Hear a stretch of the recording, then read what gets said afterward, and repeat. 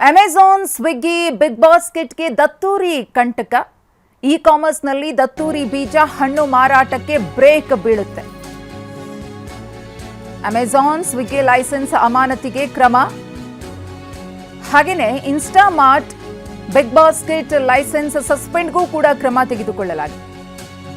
ದತ್ತೂರಿ ಬೀಜ ವಿಷಕಾರಿ ಅಂತ ಆಹಾರ ಸುರಕ್ಷತಾ ಇಲಾಖೆ ಸ್ಪಷ್ಟನೆಯನ್ನ ಕೊಟ್ಟಿದೆ.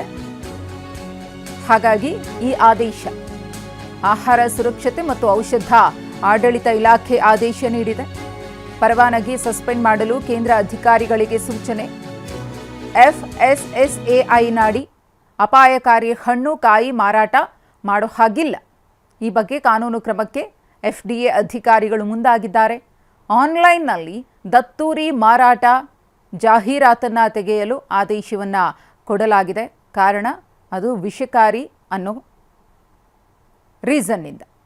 ಸ್ವಿಗ್ಗಿ, ಅಮೆಜಾನ್ ಅಥವಾ ಯಾವುದೇ ಆ್ಯಪ್ಗಳಲ್ಲಿ ದತ್ತೂರಿ ಬೀಜ ಹಣ್ಣು ಮಾರಾಟ ಆಗಬಾರ್ದು.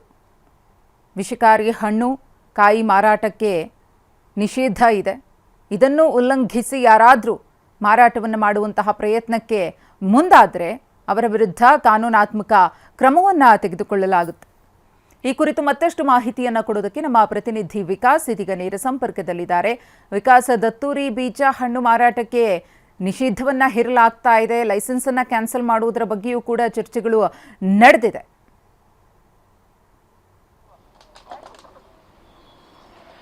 ಮಧುಶ್ರೀ, ಏನು ದತ್ತೂರಿ ಬೀಜ ಅಥವಾ ಹಣ್ಣು ಏನಿದೆ ಇದು ನಿಜಕ್ಕೂ ಕೂಡ ದೇಹಕ್ಕೆ ತುಂಬಾ ಅಪಾಯಕಾರಿ. ಇದು ವಿಷಕಾರಕ ಹಣ್ಣು ಮತ್ತು ಬೀಜ ಆಗಿರುವಂತದ್ದು. ಬಟ್ ಇದನ್ನ ಏನು ಇ ಕಾಮರ್ಸ್ ನಲ್ಲಿ, ಆನ್ಲೈನ್ ನಲ್ಲಿ ಅಮೆಜಾನ್, ಸ್ವಿಗ್ಗಿ, ಜೆಪ್ಟೋ ಈ ತರದ ಒಂದು ಆನ್ಲೈನ್ ಪ್ಲಾಟ್ಫಾರ್ಮ್ ಗಳೇನಿದೆ ಇ ಕಾಮರ್ಸ್ ಗಳಲ್ಲಿ ಮಾರಾಟ ಮಾಡೋದು ಕೂಡ ಈಗ ಪತ್ತೆಯಾಗಿತ್ತು. ಅದು ಕೂಡ ಇತ್ತೀಚಿನಿಂದ ಅಂದ್ರೆ ಕೆಲವೊಂದಷ್ಟು ಮುಂಚಿನಿಂದಲೂ ಕೂಡ ಮಾರಾಟ ಮಾಡ್ತೀವಿ. ಇತ್ತೀಚೆಗೆ ಕೆಲವೊಂದು ಆನ್ಲೈನ್ ಪ್ಲಾಟ್ಫಾರ್ಮ್ಗಳು ಇದನ್ನ ಹೆಚ್ಚಾಗಿ ಮಾರಾಟ ಮಾಡೋದಕ್ಕೆ ಶುರು ಮಾಡಿದ್ರು. ಜೊತೆಗೆ ಅದರಲ್ಲಿ ಲೈಸೆನ್ಸ್ ನಂಬರ್ಗಳನ್ನು ಕೂಡ ಅದರಲ್ಲಿ ಹಾಕೊಳ್ಳಲಾಗಿತ್ತು. ಸೊ ಇವೆಲ್ಲವನ್ನ ಗಮನಿಸಿದಂತಹ FDA ಏನು ಫುಡ್ ಡ್ರಗ್ ಅಂಡ್ ಅಡ್ಮಿನಿಸ್ಟ್ರೇಷನ್ ಏನಿದೆ, ಸೊ ಇದ್ರ ಮೇಲೆ ಕ್ರಮವನ್ನು ಕೈಗೊಳ್ಳೋದಕ್ಕೆ ಈಗ ಮುಂದಾಗಿರುವಂತದ್ದು. ಮತ್ತು ಈ ಆನ್ಲೈನ್ ಪ್ಲಾಟ್ಫಾರ್ಮ್ಗಳು ಮತ್ತು ಇ ಕಾಮರ್ಸ್ ಏನಿದಾವೆ, ಸೊ ಅಮೆಜಾನ್, ಸ್ವಿಗ್ಗಿ ಇಂತಹ ಒಂದು ಕಂಪನಿಗೆ ಸೇರಿದಂತಹ ಅಧಿಕಾರಿಗಳಿಗೆ ನೋಟಿಸ್ ಅನ್ನ ಕೂಡ ಕೊಡಲಾಗಿರುವಂತದ್ದು ಮತ್ತು ಅವರ ಲೈಸೆನ್ಸ್ ಅನ್ನ ಕ್ಲೋಸ್ ಮಾಡೋದಕ್ಕೂ ಕೂಡ ಈಗ ಮುಂದಾಗಿರುವಂತದ್ದು. ಮತ್ತು ನೋಟಿಸ್ ಕೊಟ್ಟಂತ ಹಿನ್ನೆಲೆಯಲ್ಲಿ ನಿನ್ನೆ ಒಂದು ಇ ಕಾಮರ್ಸ್ಗೆ ಸೇರಿದಂತಹ ಅಧಿಕಾರಿಗಳು ಬಂದು ಒಂದು ಸಮಜಾಯಿಷಿಯನ್ನು ಕೊಟ್ಟಿದ್ದಾರೆ. ಬಟ್ ಆದ್ರೆ ಯಾವುದು ಕೂಡ ಸಮರ್ಪಕವಾದಂತಹ ಉತ್ತರಗಳನ್ನ ಅವರು ಕೊಟ್ಟಿಲ್ಲ. ಯಾವ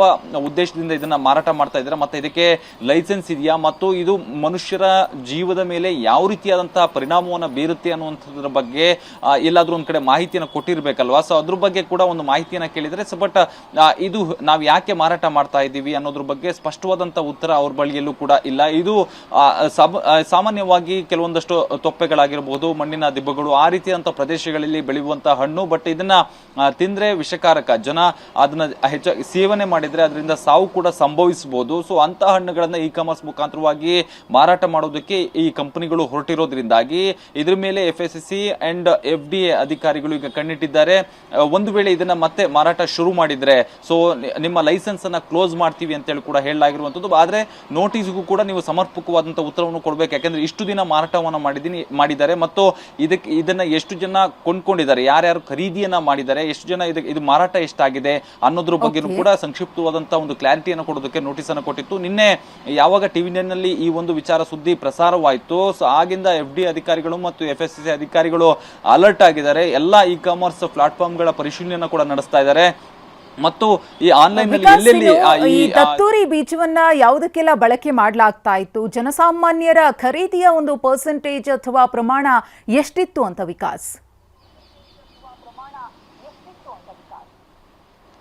ಅಂದ್ರೆ ಈ ಒಂದು ಏನು ದತ್ತೂರಿ ಬೀಜ ಏನಿದೆ, ಸೊ ಇದನ್ನ ಹೆಚ್ಚಾಗಿ ಅಂದ್ರೆ ಸುಮಾರು ಒಂದು ಅದರ ಬೀಜಗಳು ಏನು ಬರುತ್ತೆ ಅದನ್ನ ಸೇವಿಸೋದೇನಿದೆ, ಸೊ ಅದು ಆರೋಗ್ಯಕ್ಕೆ ತುಂಬಾ ಎಫೆಕ್ಟ್ ಅನ್ನ ಹೊಡೆಯುತ್ತೆ. ಮತ್ತು ಈ ನೋಟಿಸ್ ಕೊಟ್ಟಂತ ಸಂದರ್ಭದಲ್ಲಿ ಅಧಿಕಾರಿಗಳು ಕೊಟ್ಟಂತ ಉತ್ತರಗಳು ಏನಾಗಿತ್ತು ಅಂತ ಹೇಳಿದ್ರೆ, ಇದು ಸಾಮಾನ್ಯವಾದಂತಹ ಬೀಜವಾಗಿತ್ತು ಮತ್ತು ಇದಕ್ಕೆ ಡಿಮ್ಯಾಂಡ್ ಕೂಡ ಇತ್ತು ಅನ್ನುವಂಥ ವಿಚಾರವನ್ನು ಕೂಡ ಅವರು ಹೇಳ್ತಾ ಇದ್ರು. ಎಲ್ಲರೂ ಅದನ್ನ ಗೂಗಲ್ ನಲ್ಲಿ ಸರ್ಚ್ ಮಾಡ್ತಾ ಇದ್ರು. ಸೊ ಆ ಸರ್ಚಿಂಗ್ ಗಳನ್ನ ನೋಡಿದ ಸಂದರ್ಭದಲ್ಲಿ ಎಲ್ಲೊಂದ್ ಕಡೆ ಇದು ತೀರಾ ಅವಶ್ಯಕ ಅನಿಸ್ತಾ ಇದೆ, ಯಾರಿಗೋ ನೀಡಿದೆ ಅನ್ನುವಂಥ ಉದ್ದೇಶದಿಂದ ನಾವು ಈ ಒಂದು ದತ್ತೂರಿ ಬೀಜವನ್ನ ಮಾರಾಟ ಮಾಡ್ತಿದ್ದೀವಿ ಅಂತೇಳಿ ಹೇಳಿದ್ದಾರೆ. ಆದ್ರೆ ಇಲ್ಲಿ ಗಮನಿಸಬೇಕಾಗಿದ್ದು ಏನಂತ ಹೇಳಿದ್ರೆ, ಆ ದತ್ತೂರಿ ಬೀಜದ ಪ್ಯಾಕೆಟ್ಸ್ ಗಳೇನು ಬರ್ತಾ ಇತ್ತು, ಸೊ ಆ ಪ್ಯಾಕೆಟ್ಸ್ ಗಳ ಮೇಲೆ ಲೈಸೆನ್ಸ್ ವಿತ್ ಯಾರು ಅದನ್ನ ಡಿಸ್ಟ್ರಿಬ್ಯೂಟ್ ಡಿಸ್ಟ್ರಿಬ್ಯೂಟ್ ಮಾಡ್ತಾ ಇದ್ದಾರೆ ಆ ಕಂಪ್ನಿಗಳು ಅಥವಾ ಆ ಶೆಲ್ಲರ್ಗಳ ಹೆಸರುಗಳನ್ನ ಕೂಡ ಉಲ್ಲೇಖ ಮಾಡಲಾಗಿತ್ತು. ಬಟ್ ಆದ್ರೆ ಇದು ರದ್ದಾಗಿರುವಂತದ್ದು ಮತ್ತು ವಿಷಕಾರಕವನ್ನು ಕೂಡ ಇವರು ಸೇಲ್ ಮಾಡ್ತಾ ಇದ್ದಾರೆ ಅಂತ ಹೇಳಿದ್ರೆ ನಿಜಕ್ಕೂ ಕೂಡ ಇದು ತುಂಬಾ ಆಘಾತಕಾರಿಯಾದಂತಹ ವಿಚಾರ. ಅದ್ರ ಜೊತೆಗೆ ಏನು ಫುಡ್ ಡ್ರಗ್ ಅಂಡ್